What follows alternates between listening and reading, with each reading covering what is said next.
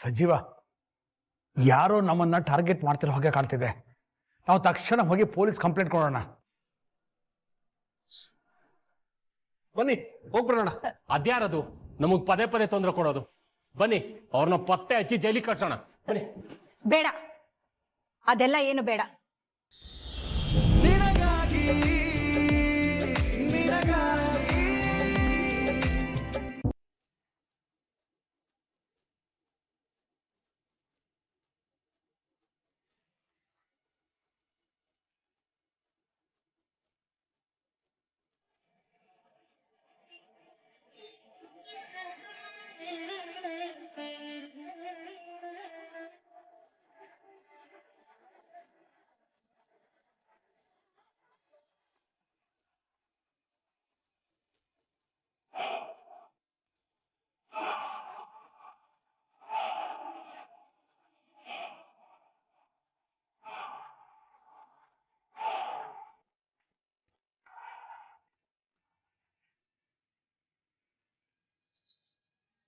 ಯಾರ್ ನೀವು? ನಿಮ್ಮನ್ನ ಈ ಮುಂಚೆ ನಾನೆಲ್ಲೂ ನೋಡೇ ಇಲ್ವಲ್ಲ? ಹೌದಾ, ನೋಡಿಲ್ವಾ? ಸರಿಯಾಗಿ ನೆನ್ಪು ಮಾಡ್ಕೊ. ಈಗ ನೀನ್ ನಿಂತಿರೋದು ನನ್ ಮುಂದೆನೆ. ನಿಮ್ ಮಾತ್ ನನಗೆ ಅರ್ಥ ಆಗ್ತಿಲ್ಲ. ಕಲಿಯುಗದ ದೈವಿ ನೀನು. ಯಾವ್ದಾದ್ರೂ ಒಂದು ರೂಪದಲ್ಲಿ ಬಂದು ನನ್ ಮುಂದೆ ನಿಂತ್ಕೊ ಅಂತ ಬೇಡ್ಕೊಂಡೆ, ಅದಕ್ಕೆ ಬಂದಿದ್ದೀನಿ.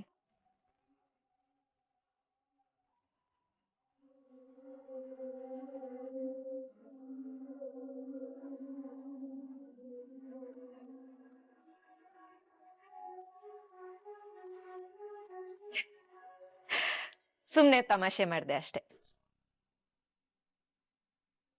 ಇಲ್ಲಿ ಬರೋ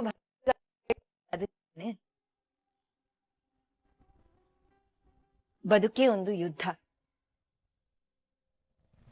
ಸಮಸ್ಯೆಗಳು ಅಲೆಗಳ ಹಾಗೆ ಬಂದು ತಾಕ್ತಾನೆ ಇರುತ್ತೆ. ನಿರಂತರವಾಗಿ ಅದನ್ನ ಎದುರಿಸ್ತಾ ಹಿಂದಕ್ಕೆ ತಳ್ತಾನೆ ಇರ್ಬೇಕು. ಸಮಯ ಬರ್ಲಿ ಅಂತ ಕಾಯ್ತಾ ನಿಂತ್ರೆ ಅದ್ ನಮ್ಮನ್ನ ಮುಳುಗಿಸ್ಬಿಡುತ್ತೆ. ಚಿಕ್ಕ ವಯಸ್ಸಲ್ಲೇ ತುಂಬಾ ತಿಳಿದೋರ್ ತರ ಮಾತಾಡ್ತಿದ್ದಾಳೆ ಅಂತ ಯೋಚನೆ ಮಾಡ್ತಿದ್ಯಾ? ಕುರುಕ್ಷೇತ್ರದಲ್ಲಿ ನಿಂತಾಗ ಅರ್ಜುನನ್ ಪರಿಸ್ಥಿತಿ ಯಾವ ರೀತಿ ಇತ್ತು, ನಿನ್ ಪರಿಸ್ಥಿತಿನೂ ಅದೇ ರೀತಿ ಇದಾಗಿದೆ.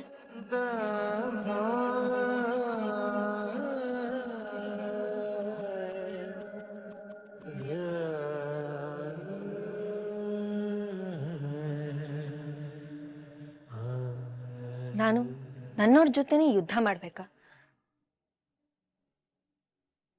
ಯಾಕಶ್ಚಿತ್ ಒಂದಷ್ಟು ಭೂಮಿಗೋಸ್ಕರ ನಾನ್ ನನ್ನವ್ರನ್ನೇ ಬಲಿ ತಗೋಬೇಕಾ? ನಾಳೆ ದಿನ ಜನ ನನ್ನ ಬಗ್ಗೆ ಏನ್ ಮಾತಾಡ್ತಾರೆ? ಸಂಬಂಧಗಳಿಗಿಂತ ಸ್ವತ್ತು ಇವ್ರಿಗೆ ಮುಖ್ಯ ಆಯ್ತಲ್ಲ ಅಂತ ನನ್ ಬಗ್ಗೆ ತುಚ್ಛವಾಗಿ ಭಾವಿಸಲ್ಲ. ಈ ರೀತಿ ನಾನಾ ಗೊಂದಲಗಳು ಅರ್ಜುನನ್ಗೂ ಕಾಡ್ತಾ ಇತ್ತು.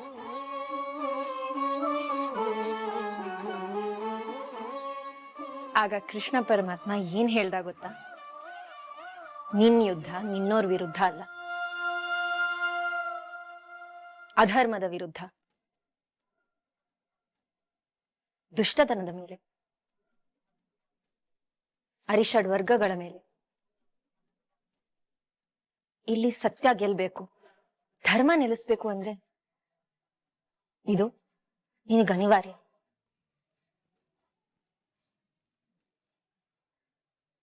ಅದೇ ಅರ್ಜುನನ ಸ್ಥಿತಿಯಲ್ಲಿ ನೀನ್ ನಿಂತಿದ್ಯ.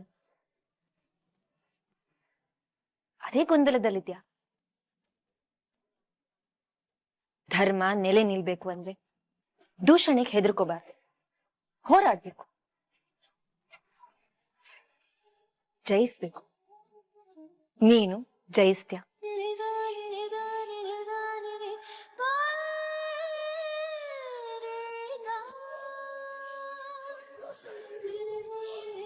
ಮಾರ್ಗದರ್ಶನ ಮಾಡುವಂದೆ ಮಾಡ್ತಿದ್ದೀನಿ.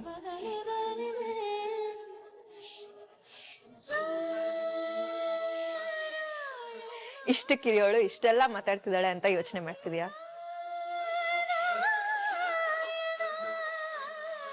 ನೀನೇನ್ ಅನ್ಕೊಂಡಿದ್ಯೋ ಅದ್ರ ಪ್ರಕಾರ ಧೈರ್ಯವಾಗಿ ಮುನ್ನುಗ್ಗು.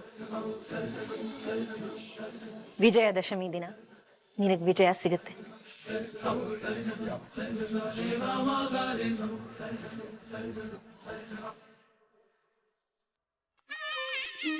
ನೀವ್ ಯಾರು ಅಂತ ಗೊತ್ತಿಲ್ಲ, ಚಿಕ್ಕವರೋ ದೊಡ್ಡವರೋ, ಆದ್ರೆ ನಿಮ್ ಮಾತುಗಳನ್ನ ಕೇಳ್ತಾ ಇದ್ರೆ ಮನೋಬಲ ಆಗ್ತಿದೆ, 100 ಆನೆ ಬಲ ಸಿಕ್ಕ ಹಾಗಾಗ್ತಿದೆ.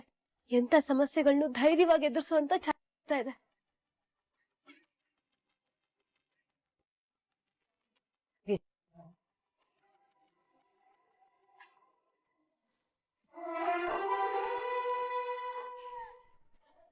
ನಾವು ಸಮಯದಲ್ಲಿ ಈ ತಾಯಿ ಮುಂದೆ ಒಳ್ಳೆ ಮಾತುಗಳನ್ನ ಆಡಿದ್ರೆ ನೀವು ಖಂಡಿತ ನಮ್ಮ ಮನೆಗೆ ಕುಂಕುಮಕ್ಕೆ ಬರ್ಬೇಕು.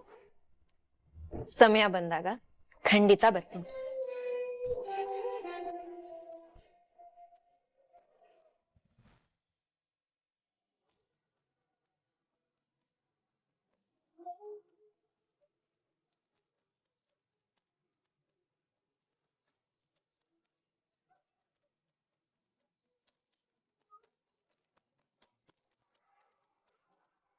ಬನ್ನಿ.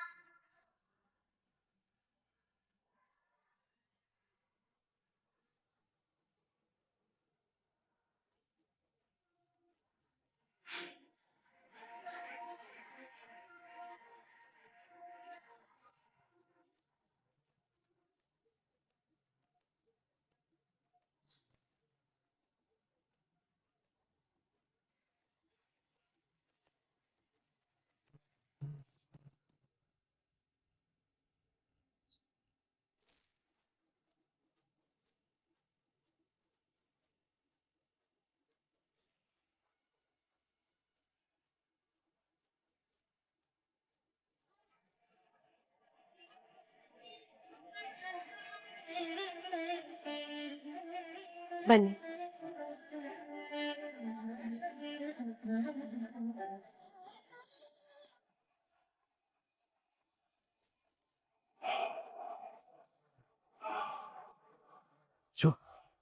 ಬೆಳಿಗ್ಗೆ ಹೋದ್ರು ಇವಾಗ ಬರ್ತಾ ಇದೀಯಾ? ಅಮ್ಮ ಯಾಕೆ ಲೇಟು? ರಚನಾ, ಯಾಕೊಂಥರ ಸುಸ್ತಾದವ್ರ ತರ ಇದ್ದೀರಾ? ಉಪವಾಸ ಇದ್ದೀರಮ್ಮ, ತಲೆ ಸುತ್ತು ಬಂದು ಬಿದ್ದು ಎದ್ದು ಬಂದಿಯಾ? ಇವತ್ತು ನಾನು ಜೀವಂತವಾಗಿ ವಾಪಸ್ ಬಂದಿದ್ದೆ ಹೆಚ್ಚು ಮಾವ.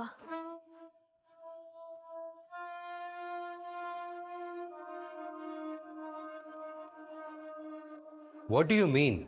ಏನ್ ಹೇಳ್ತಾ ಇದ್ದೀರಾ? ಆಕ್ಸಿಡೆಂಟ್ ಏನಾದ್ರೂ ಆಗೋದ್ರಲ್ಲಿತ್ತ? ತಪ್ಪಿಸ್ಕೊಂಡ್ರ? ನನ್ನ ಮೇಲೆ ರೌಡಿಗಳು ಅಟ್ಯಾಕ್ ಮಾಡಿದ್ರು. ಆಗ ಇವರೇ ನನ್ನನ್ನು ಕಾಪಾಡಿದ್ದು.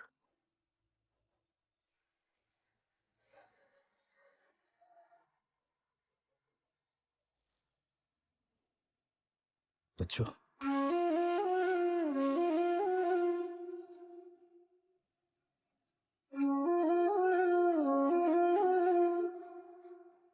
ಅಮ್ಮ, ನೀವ್ಯಾರು ಅಂತ ನನಗೆ ಗೊತ್ತಿಲ್ಲ. ದೇವ್ರ ಥರ ಬಂದು ನನ್ನ ಪ್ರಾಣಕ್ಕೆ ಪ್ರಾಣವಾಗಿರೋ ನನ್ನ ಹೆಂಡತಿನ ಕಾಪಾಡಿದ್ದೀರಾ. Thank you so much. ದುಷ್ಟರಿಗೆ ಶಿಕ್ಷೆ, ಶಿಷ್ಟರಿಗೆ ಶ್ರೀರಕ್ಷೆ ಕೊಡೋದೆ ನನ್ನ ಕಾಯಕ. ಅದನ್ನ ಮಾತ್ರ ಮಾಡಿದ್ದೀನಿ ಅಷ್ಟೇ.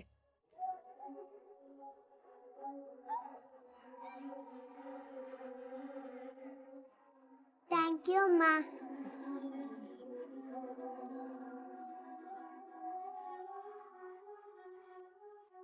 ದೀರ್ಘ ಆಯುಷ್ಮಾನ್ ಭವ.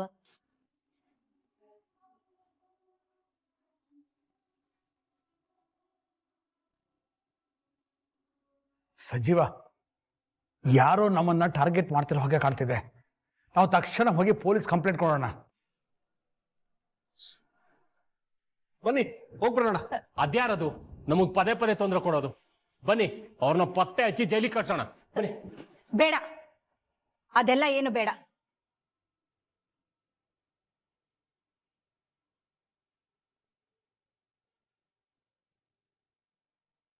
ವ್ಯಾಪಾರದಲ್ಲಿ ನಮ್ಮ ಏಳಿಗೆ ಸಹಿಸದೆ ಇದ್ದವರು ಸುಮಾರು ಜನ.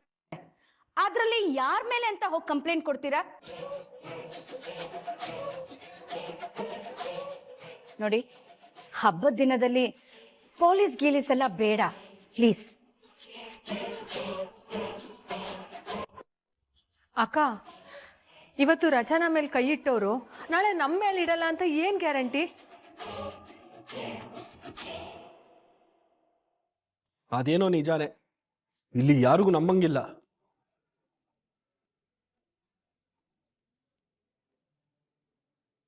ಚಿಕ್ಕಪ್ಪ, ಹಾಗಿದ್ರೆ ನಾವು ಹೋಗಿ ಕಂಪ್ಲೇಂಟ್ ಲಾಂಚ್ ಮಾಡಿ ಬರೋಣವಾ? ಹಾ,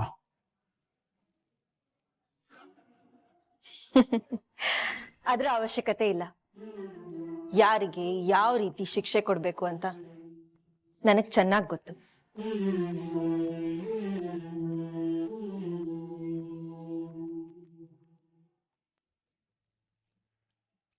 ಅದೇ ಆ ಅಮ್ಮನವ್ರಿಗೆ ಚೆನ್ನಾಗಿ ಗೊತ್ತಿದೆ.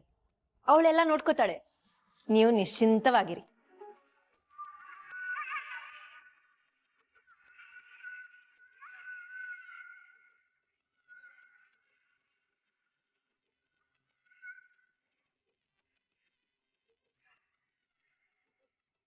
ನೀವ್ ಹೇಳಿದ್ರೆ ಆ ದೇವ್ರೇ ಹೇಳ್ದಂಗೆ. ಜೀವ, ಕಂಪ್ಲೇಂಟ್ ಎಲ್ಲ ಬೇಡ.